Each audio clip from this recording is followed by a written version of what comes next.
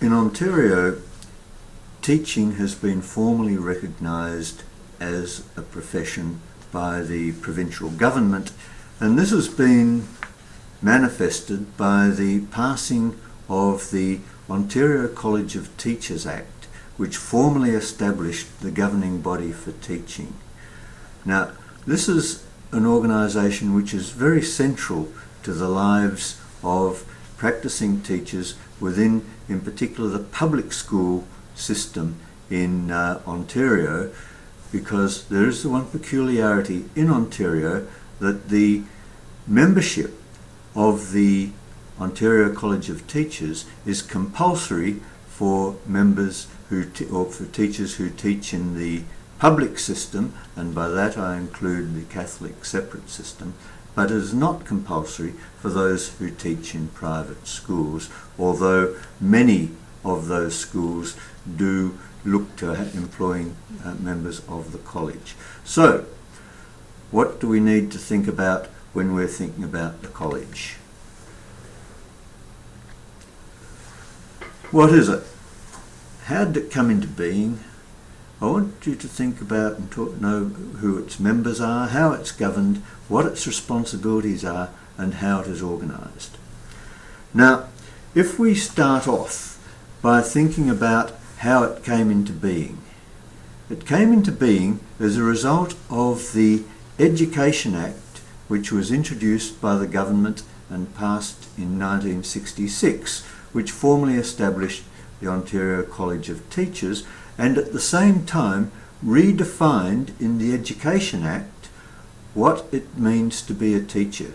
Now, the definition of a teacher, according to the Education Act, is something that is totally counterintuitive insofar as you no doubt think that the definition is going to have something about what a teacher does.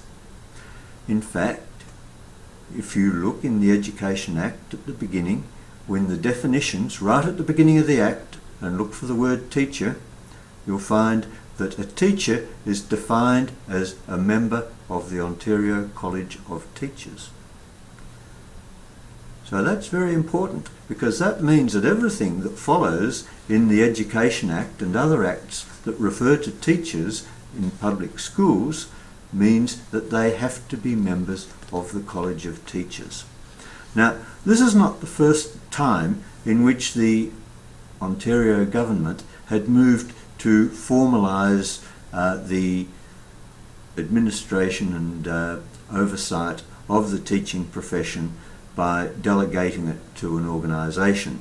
In the 1940s, the Teaching Profession Act was passed, which established the Ontario Federation of Teachers, and it was given among its functions self-regulatory roles, as well as other roles related to what we might think of as being union-type responsibilities. Those responsibilities were, the regulatory ones were removed from the Teaching Profession Act and from the federations and were given to the colleges. So it's going to be very important for us to be able to differentiate as we go through the course between what the College of Teachers is responsible for and what you're responsible for to the college, and the federation and what you're responsible to the federation and what you can expect in return from it. The College of Teachers has been a long time coming. There have been many calls over the years for the establishment of a structure such as this, not least going back to the 1967 Living and Learning report to the government and Hall Dennis that I referred to in the previous talk, and again in 1994 in the report that was commissioned by the NDP government for the Love of Learning. And it was following the Love of Learning report that the NDP government at the time set into motion the establishment of what became the College of Teachers. This was picked up and continued when the Progressive Conservative Harris government came to power, and so many of the policies were followed through from one to the other. So what does the College of Teachers Act have to say are the responsibilities of the college? Notice, to regulate the profession of teaching and to govern its members. That's an essential definition if you go back to our thinking about what constituted a formal profession as one of the responsibilities. So here is the body responsible for governing its members. It's to develop and maintain the qualifications for membership. In other words, it has control over entry to the profession. It can issue, renew, amend, suspend, cancel and revoke and institute certificates of qualification and registration. Notice that it's not only got the capacity to recognise someone as a teacher, it also has the power to be able to remove that recognition. So it has the power to exclude members who breach in any egregious way their responsibilities from the occupation. It is to provide ongoing education of its members of its college, including professional learning required to maintain certificates and registration of qualification. And it is through this particular aspect that the college has a great deal of influence over programs, even including pre-service programs, because they have the capacity to be able to approve or not approve those programs which they're going to recognise as being satisfactory to qualify you to be able to become a member of the college. It has the capacity and the responsibility to establish and enforce the standards of behaviour and the ethical standards by which you as a teacher are supposed to operate. These standards fall into two parts. There is the capacity to technically to be able to do your job, and there is also that aspect in which doing your job in an appropriate and ethical way. And so they're very two important aspects which the college has a real influence and interest. It is to receive and investigate complaints against members of the college and to deal with discipline and fitness to practice issues. Notice again that there are that distinction between disciplining a member and assessing whether a member is fit to practice. So membership requires two things. One, you have to be holding qualifications that the college recognises as being those appropriate for it to say, yes, you are qualified to be a teacher. But also, you must pay annually to, one, join in the beginning, and two, to maintain your membership. And this is really very, very important, because if you let your annual fees lapse, then your membership lapses and you lose your eligibility and would have to reapply to become a member in good standing. So, a member in good standing, if not in default of payment of the membership fee, and you hold an appropriate qualification and registration has not been revoked as a result of action either by the Discipline or the Fitness to Practice Committee. That brings us to the way in which the college is organised, and there's an executive committee that has representatives of teachers, of the community and of the government. Now, why does the government have a representation on the body? Remember back that the whole notion of having a profession is that it's established and given rights by the state in order to be able to self-regulate. So it is seen as appropriate that the state, the government, has representatives, not members of parliament, but people it appoints to be a part of the administration of the self-regulating body. There are a number of committees which are established in order to enable the college to carry out its mandate under the Ontario College of Teachers Act. There's an investigation committee. If a complaint is made against a teacher, and the complaint is made to the College of Teachers, it establishes a committee to investigate whether or not the complaint is of a standard to be proceeded further, or if it can be something which can be solved through resolution, through discussion between the member and the complainant, or in some cases whether it's a complaint that's not deemed to hold any water and is not taken any further. On the basis that the investigation committee decides there is a case against the teacher, either in terms of having committed some act which is in breach of the standards which have been laid down by the college, or has for some reason shown themselves not to be fit or capable of carrying out their job as a teacher, then they refer the case to either the discipline committee or the fitness to practice committee. From there, the case is heard very much in a judicial manner, with representation by lawyers and very careful paying attention to due process, and then the decisions are published so that there is a public record of the outcome, particularly in the event, or at least in the event of a teacher being found either guilty of a breach of discipline or of being having some fitness not to practice that may or may not become part of the public record. If one applies for registration and for some reason the registration is refused, there's a committee that will hear appeals from people who feel that they should be able to become members of the college and for some reason it's been rejected.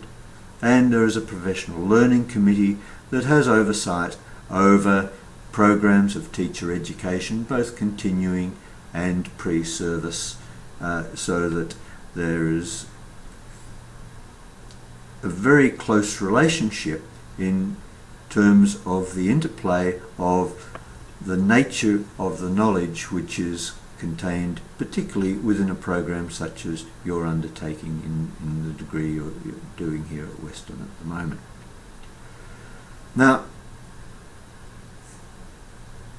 the college obviously has to be able to carry out its work in some ways not being totally restricted by the details which are contained within the original act that establishes it. Now, government officials, when they draw up most acts, are very careful to write in various positions within the act that, in this case, in the case of the College of Teachers, in certain areas they can introduce law which elaborates on the general sort of framework which is laid out in the Act. And this is true in the case of the College of Teachers.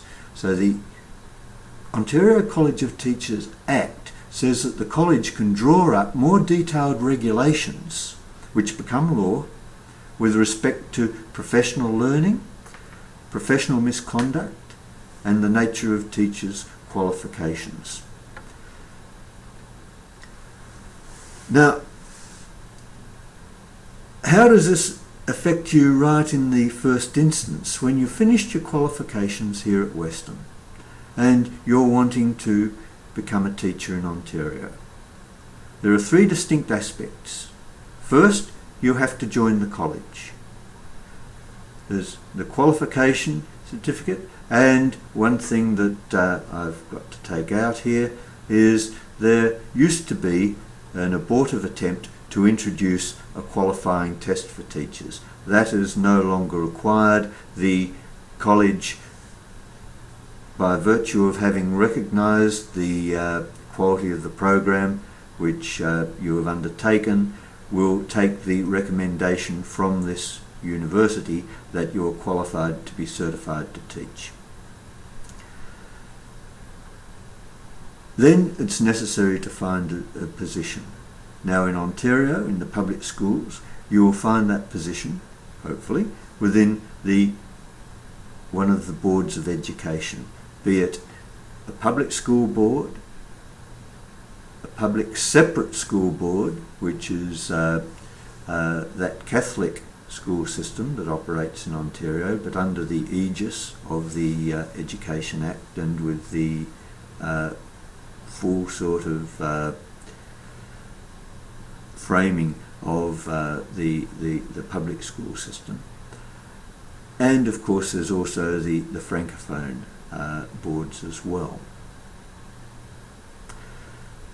You'll be signing a contract with that board when you're employed, and that will then give you various responsibilities, and again we'll come to a later video and I'll talk a little bit about that. A salary will be determined for you based around your qualifications and where you'll fit on a particular framework. That salary and the grid in which it operates has come about as a result of negotiations that take place with that other organisation, the Federation of Teachers, and negotiations with the board and increasingly with the Ontario government. But legally, the negotiations of terms and conditions of employment of teachers with the boards are the responsibility of the federations. So there are a couple of things for you to get clear in your mind. Now, the first is a really important distinction between the qualification that you get from us at the university and the certificate of qualification to teach. They are not the same thing. Because you have a Bachelor of Education degree, simply says that we as a university believe that you are qualified to teach.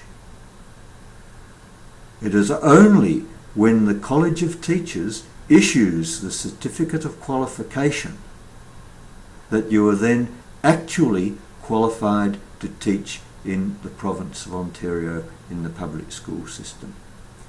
So in brief, the BEd, the University of Western Ontario, the certificate of qualification, the Ontario College of Teachers. So once you're a member of the college, remember there are the two things that are necessary. One, that you have the initial qualifications to entitle you to be a member, and secondly, that you keep paying those annual membership fees. Now, I mentioned in terms of getting started in the profession that there is an interplay between the College of Teachers, where you get into qualifications, you being employed by a school board, and there is a role for the Federation of Teachers. You will be contracted to teach for a specific board of education.